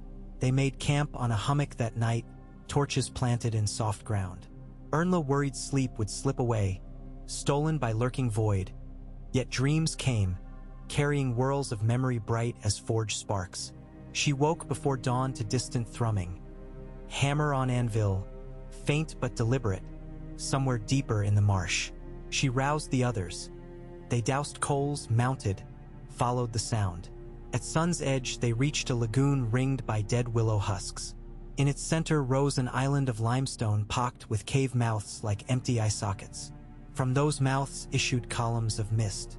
Within, red-orange glows flickered. Hammerfalls echoed, steady. The sight chilled Ernla more than the shard had. An active forge of oblivion. They tethered horses, crossed a natural causeway of slick stones. The air smelled metallic, tinged with rot. Krieger led, courser unsheathed, ripples shimmering pale blue. Deep inside, a yawning chamber opened, ceiling lost in dark. Fires burned without fuel in obsidian braziers. Their light revealed rows of elegy stones shaped into blades, spearheads, arrow tips. 70, 100, each exuded chill that sucked heat from flesh. At the forge's heart toiled a figure in ragged robes, hair the color of rotted straw, skin waxy. He swung no hammer in hand. Instead, each fall came from stones themselves, clanging against anvils unseen, as if will alone commanded them. Ernla stepped forward, voice ringing. Who bends grief into forgetfulness? The forge master turned. His eyes were pits, sockets filled by swirling smoke. When he spoke, ash wafted from his lips. No one bends grief. Grief bends itself, seeking release. I merely guide it beyond pain. Beyond memory, you mean Rill spat. Memory is chain, the forge master intoned. Break it and walk unburdened. He gestured. Elegy blades lifted off racks, hovering like predatory birds. The air shimmered with cold. Krieger tightened grip on courser. Stand down. We will dismantle this forge and free the marsh. The forge master's laugh rang hollow. Free? I free them from the weight that drags them into bogs seeking lost love. I birth peace. Ernla lifted tidefall. The runes blazed wild turquoise. Peace without memory is emptiness. Life is sorrow and joy entwined. Sever one and both rot. The forge master's smoke eyes narrowed. He raised thin hands. Hovered blades shot forward in salvo. Ernla split right, slashing two from the air. Each clashed against tidefall, spraying flakes of frost that melted midair. Krieger parried a spear of void glass, ripples marring into static but holding. Alara planted her broad shield, deflecting shards that etched spiral grooves in oak planks. Rill sang high, Balin chanted psalms below. Their duet filled the cavern, weaving grief into harmony. Elegy blades wavered, stuttered, some clattering to stone. The forge master shrieked, pitched warbled, sound like iron warping in blast furnace. More blades rose, swirling. Ernla lunged.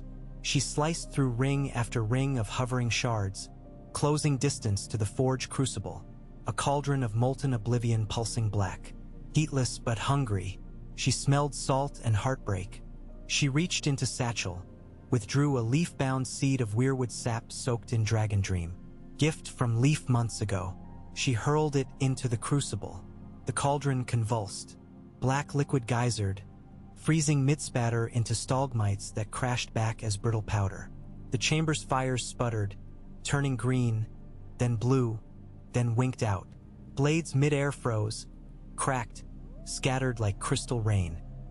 The forge master staggered, mouth opening in silent howl. Smoke fled his eyes, forming ragged banner overhead that writhed before imploding with a thunderclap. He crumpled, robes deflating, as if nothing but memory had held him together. Darkness dropped. Krieger's torchlight revealed racks now empty. Blades dissolved to dust. Ernla approached the collapsed robes. Nothing remained inside but a ring of polished bone, etched with glyphs of the Giscari red wastes. She pocketed it. Some mysteries would wait. Outside, dawn spread soft gold over the lagoon. Mist retreated like skulking animal. The party crossed back, breaths visible but no longer shivering. Meadowsweet sprouted along water's edge where none had grown before, a bloom of tiny white blossoms smelling of honey. Rill knelt, brushing petals. The land remembers joy again. Ernla wiped tidefall, runes faint but steady. One forge undone. But elegy stones may appear wherever grief festers untended. Alara surveyed skyline. Plenty grief in Westeros still. Plenty songs to sing. Balin closed eyes, lips shaping silent prayer. And every song needs voices. They broke camp. Word of their deeds spread swift. In holdfasts and free cities, whispers told of keepers who tamed void glass with memory. Some doubted, some cheered. But across marsh and mountain, new circles formed. Farmers and maesters, sellswords and septas, gathering nightly to recount stories, lest silence breed elegy stone. Ernla traveled farther than ever, across Sunset Sea on black-sailed cog, into jade seaports where spice merchants spoke of pearl islands sprouting midnight crystals. Wherever void glass bloomed, she carried tidefall and songs of remembrance. Sometimes forging hymns sufficed. Sometimes they planted seeds of weirwood that drank poison. In one ruined city, she found children carving runes of lost parents into walls so the city itself hummed back lullabies. Years rolled like slow river. Krieger aged, silver overtaking black in beard. Queen Dini's established the Great Chorus, an annual convocation where every guild, faith, clan sent singers to trade melodies. At first pompous lords laughed. Then they saw plague retreat where choruses rose. One high summer eve, Ernla sat beneath the pine that dwarfed Winterfell's towers. Leaf appeared beside her, carved from moonlight. "You've carried weight long," Leaf whispered. "Does it crush you?" Ernla studied her blade. Runes so dense the steel looked star-specked sky. "It lifts me," she said. "Each memory given voice becomes hand to share burden." Leaf smiled, eyes of molten gold. "Then know this. One day grief may fade, and song grow quiet. When that dusk comes, steel will dull unless new voices rise." "They will," Ernla promised. "We've sown countless seeds." Leaf melted back into night. Winter returned thrice more yet bit gentle. In Bravos, the last elegy forge collapsed under chorus of orphaned girls jingling bells. In Old Town, the conclave replaced each archmaester's link of lead with one etched in graph steel. Vow to hold memory against creeping void. Sailors charted star paths across oceans, naming constellations after keepers. War still flickered at borders, but no tyrant could hoard oblivion when every village remembered its dead aloud.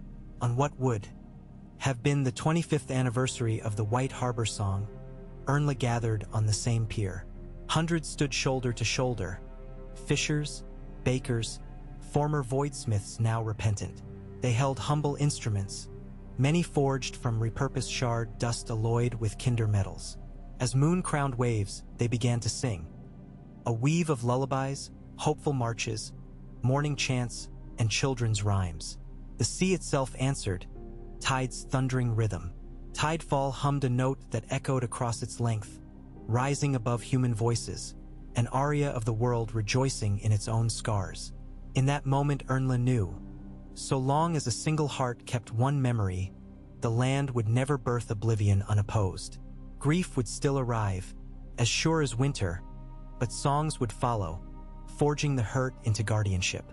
The wheel might turn, yet it now spun on an axle strengthened by story, greased by empathy, impossible to shatter without shattering every voice that ever dared remember. And voices, she had learned, were far harder to silence than steel was to break. South of the smoking sea, where the wind carried both brine and brimstone across broken pillars that once supported the freehold sky bridges, lay the jagged frontier of the red wastes. At midday the cracked earth bled mirage fire, heat devils dancing over dunes like half-formed specters. By night the same ground exhaled chill so sharp it rang like bells against every piece of exposed steel. Nomads called it the Desert of Voices, for the wind there remembered every scream the doom had swallowed and returned them in whispers that teased the ear of any traveler foolish enough to stop and listen. Ernla stopped anyway. She squatted on a ragged ridge of black-veined basalt, cloak snapping, sand gnawing at her boots, and pressed the flat of tidefall against a ripple of glassy stone curving out of the dust, an elegy root still half-grown. Even newly sprouted, the thing quivered beneath her palm, eager to rise into a blade or spear the length of a man. It pulsed with faint luminance, no color, merely a hungry absence, and sucked the warmth from her fingers. Tidefall shone in answer, runes blooming aqua until hairline cracks spidered across the root's surface. The desert wind keened through those cracks like air over bottle lips. Rill stood near the base of the ridge, hammer hooked in belt, a coil of forge wire slung across one shoulder. She tilted her chin toward another root poking out of the sand 24 paces off, then a third, a fourth. An entire thorny skeleton of void glass nested under dunes for gods knew how long, now thrusting skyward like a resurrected leviathan. "This one's larger than the marsh bloom," she said, voice muffled by a linen scarf. "A whole orchard of forgetting." Ernla removed her gauntlet, laid bare skin to Tidefall's hilt. Runes steadied. "Too large for our old song," she murmured. Behind them, the three apprentices, young keepers barely out of squirehood, shifted uneasily. Kessa, the free city girl, clutched her reed flute. Joran Snow fingered a loop of braided twine etched with the sigils of every crofter in Last Hearth. The third, Ashera of the Carthene by way of Planky Town, carried nothing but a small shard of ice glass bound in leather, once part of the forge they had broken beneath the neck. She claimed it sang to her in dreams. Krieger was not here. He had remained in Winterfell to oversee the first festival of remembering, where every child of the north would carve their earliest happy memory into a wooden chip to hang in the godswood. Ernla felt his absence like the ache of an old scar in damp weather. But the desert needed keepers, and grief in Valyria's shadow could grow vast. Rill knelt, humming the low smith cadence that tuned even unworked iron. Sand responded, vibrating in concentric ripples outward from her knees. Ernla raised Tidefall, drew a circle in air, and began the White Harbor motif, soft, ascending, tricky to hold in thin desert air. Kessa followed with her flute, piping high notes that fluttered like sparrows above the deeper hum. Joran added whistled drone lines learned from pine forests. Ashera breathed rhythmic syllables in an old Valyrian dialect that made the void roots tremble. For a heartbeat, nothing more. Then, cracks widened along every root, seeping gray mist that condensed into dew upon sand. One root shivered, slumped, collapsed to dust that blew away on rising gusts. Another shattered in jagged, tinkling fragments, each fragment dissolving mid-air into motes of blue light. The ground beneath Ernla's boots suddenly sagged. She leapt back as a trench yawned where the largest root had anchored. A roar rushed up from that trench. No bestial bellow but the serial grinding of stone plates, tectonic grief stirring. Sand spewed. Rill cursed, hauling apprentices away. Ernla planted Tidefall point down, singing louder, weaving names. Tom, Sarah, Wynne, the marsh lost, Winterfell's dead. Mother she barely remembered. Each name brightened runes until the sword burned like captured dawn. The desert floor split in a jagged star. From its center rose a column of elegy stone fused to ribbed volcanic glass, 10 paces high, spiraling with ridges like vertebrae. Embedded along its length were half-formed weapons, hilts protruding from translucent darkness. And chained to its base, arms stretched heavenward, knelt a man. A living man, gaunt, ash-coated, hair scorched white. Shackles of glass bound his wrists to the pillar, their surfaces swirled with smoky shadows. He lifted his head, skin cracking, and his eyes glowed the same void gray as the stone. Ashera inhaled sharply, Brearis Cal. The name pricked memory. An exiled red priest, once rumored to have fled ass-high with scrolls on soul-forging flame. Ernla had only read fragments of his ravings. Promises to free men from Song's tyranny. Brearis' lips curved in a cracked smile. So the Warden of Memory comes. I have been waiting. Rill hefted hammer. Is this your orchard? Brearis' chains tightened, but he chuckled. My seed, yes, but the desert is fertile because it has forgotten rain. These stones grow themselves now. Ernla frowned. Why are you chained to your own forge? I must anchor the lattice. His voice wavered like a flame starved of oil. Without a living heart, the elegy would spread uncontrolled, devouring memory until nothing remains. Even void needs order. And what do you gain? Ashera asked, stepping closer despite Rill's warned look. Brearis gazed at her shard of ice glass. Peace, child. I sing sorrow from men's bones so they might rest. No more grief, no more rage, no more war. Only serene forgetfulness. A lullaby that silences every bird, Ernla said. Without grief there is no rejoicing. Without memory, no love. A poet's comforts, Brearis hissed. Love is but longing for what will be lost again. I gift freedom from that cycle. He rattled chains. Break these, keeper, and the desert will devour sorrow across continents. You will thank me when the ache fades.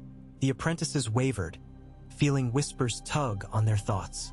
Joran blinked, mouth moving around the name of an older brother lost in a blizzard, the pain suddenly distant. Kessa's flute drooped as she forgot its weight, her eyes glazing. Ashera clutched her shard, which pulsed between memory and void. Ernla's rune song faltered. She felt pressure behind her eyes, as if tears sought escape only to be leached away. She forced breath. Rill, she rasped. Sound the forge tempo. Rill understood. She drove hammer against a steel disc at her belt. Clang, again. Clang, slow, metronomic. The apprentices blinked, focus returning. Ashera shook head, raised her voice in counterchant. Joran tightened twine around fist, humming pine drone. Kessa lifted flute, trilling high mournful notes. Ernla advanced on the pillar. You bound yourself, Brearis. We will unbind you and the elegy both. Then grief floods the world again, Brearis warned. Better pain than emptiness. She plunged tidefall tip into the sand at the pillar's base, deep enough to bite underlying stone. Runic light surged, coursing up blade, into pillar, racing along ridges. Where it touched, void glass blackened further, then shattered outward like spent coals. Chains cracked. Brearis screamed, not agony, but profound alarm. Dead wind rushed from breaches, hurling grit across faces. Pillar fissures widened until entire column quaked. Rill's hammer tempo quickened. Apprentice's song rose, drowning Brearis. Ernla wrenched tidefall sideways, the pillar split top to bottom. Elegy blades embedded along its flank clinked free, each dissolving into motes. With a thunderclap the column collapsed, shards imploding to dust that whirled skyward in a dark plume. Chains slagged away, leaving Brearis slumped, coughing dust. He looked up, eyes no longer gray but hollow. You've doomed them, he whispered. Ernla knelt. We've given them back their stories. He laughed, a raw, brittle sound, and his body crumbled, flesh fraying into ash that scattered on wind, leaving empty robes and a single red priest's ruby dark as coals long dead. Silence spread. The apprentices stared at the crater where forge and prisoner had stood. Only the desert wind remained, sand hissing over glass fragments now dull. Ashera approached the empty robes, retrieving the ruby. It weighed barely anything, as if hollow. Will more like him rise? Perhaps, Ernla said. So long as grief exists, someone will seek to erase it. But songs travel faster now. She turned, surveying horizon where dawn made the desert blush rose. Kessa lifted her flute. What now? Now we seed this place, Rill said, unpacking pouches of weirwood seeds, shards of Harthawale tears, coils of forge wire. She planted stakes at cardinal points, humming. Apprentices joined, flute, drone, chant, while Ernla etched runes around crater's rim, names of those who chose to remember. By the time sun cleared the far basalt ridges, delicate shoots of ghost willow sprouted from desert floor, shimmering pale green despite arid soil. Rune-stamped stones ringed them, humming faint. Another chorus nest, Joran murmured, awe in his breath. Ernla wiped sweat, sand streaking her brow. She looked east, where caravans would eventually cross, where children yet unborn would find shade beneath ghost willows and carve their first memory into bark tough as steel. One note in a long song, she said. Hashtag, hashtag, hashtag. They rode west across the wastes toward Slaver's Bay, called by rumors of red-robed cultists brewing forgetfulness in the ruins of Meereen. Days bled into nights laced with silver starlight. Around each campfire, apprentices practiced etching memory into mundane things. Kessa into her flute's reed, Joran into dogged twine, Ash-Era into that hollow ruby now glinting faintly when she spoke lost tongues. They slept lightly, dreams tinged by distant forges, yet woke strengthened by stories told round embers.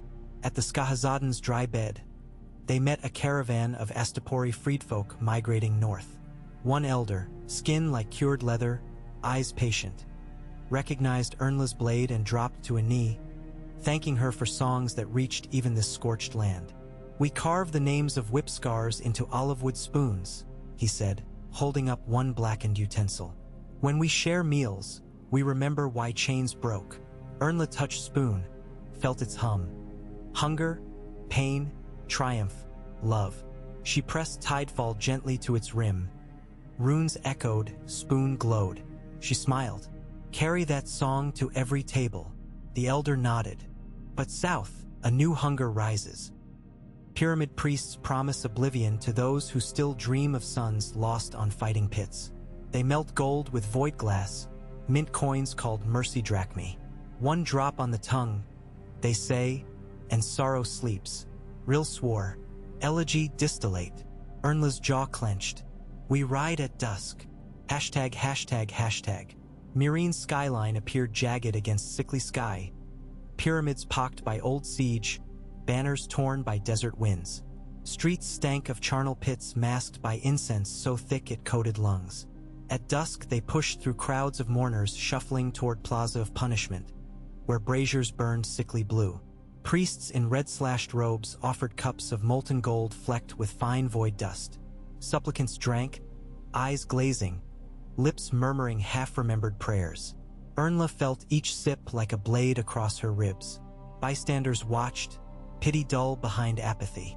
She strode to dais, voice ringing, "Lay down those cups." A priest turned, face hidden by golden mask stylized as smiling skull. Memory's mistress crosses the sea. Hollow laughter drifted behind mask. Even you cannot unmake commerce, keeper. Grief sells better than spice. She stepped closer. Then I make it unsellable. He raised hand. Braziers flared. Blue flames turned gray, coalescing into crescent blades that launched toward crowd. Ernla met first with Tidefall, are you? Nes bursting tel. Impact shattered void flare into sparks that fell harmless. Rill through her hammer. Solid impact dislodging mask, revealing gaunt woman beneath, eyes black as forgery pits. She hissed. Apprentices spread song, plaza stones vibrating. Cups of golden drachmae trembled, cracked. Molten brew seeped, pooling around priests' feet, peeling sandals, releasing wisps of acrid smoke. Crowd murmured, fear, confusion, then dawning anger as they saw priest's trick. A young slaver's daughter threw first stone. Others followed, broken brick, bent spear, pottery shards etched in grief. Priests faltered beneath wave of remembered agony transformed into righteous rage. Ernla leapt to altar. She plunged Tidefall into Brazier's heart. Flame guttered, void dust igniting in swirl of turquoise. Shockwave raced outward, extinguishing every bra. Zir, cups shattered, gold cooling into harmless coils on tile.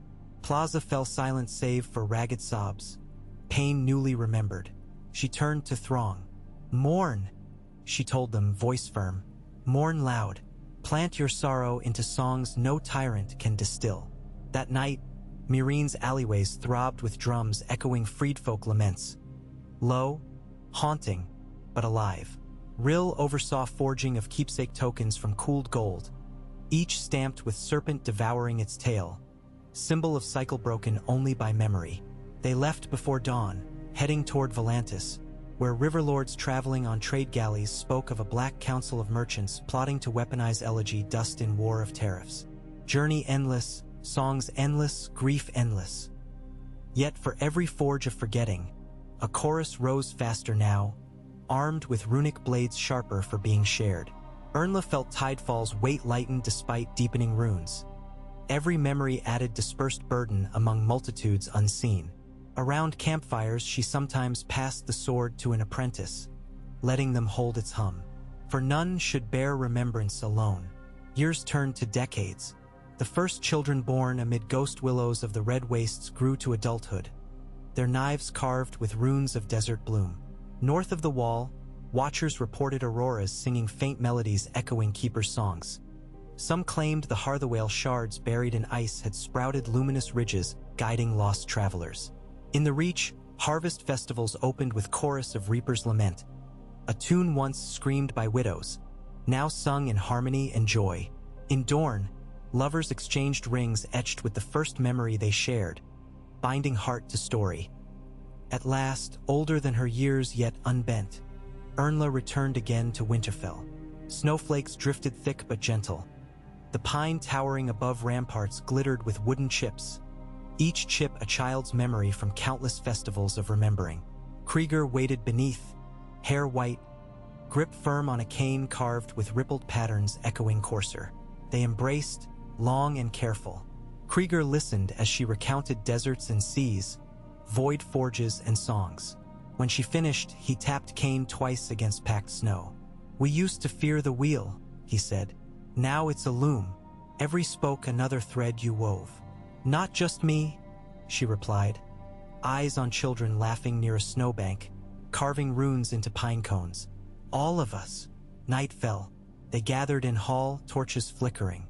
Leaf appeared on windowsill, bark cloak dusted white. She nodded once, approval, perhaps gratitude. Ernla set Tidefall across her knees.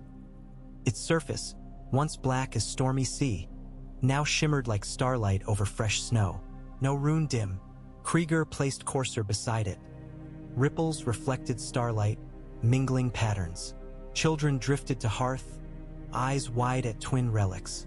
Ernla beckoned one girl forward, bright eyes, missing front tooth.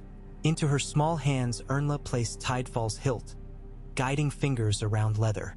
"Tell the blade a memory," she whispered. The girl thought, then smiled. "The smell of Mum's bread baking this morning." Tidefall glowed soft gold, warmer than any prior hue. Ernla felt tears prick. Krieger's chuckle rumbled.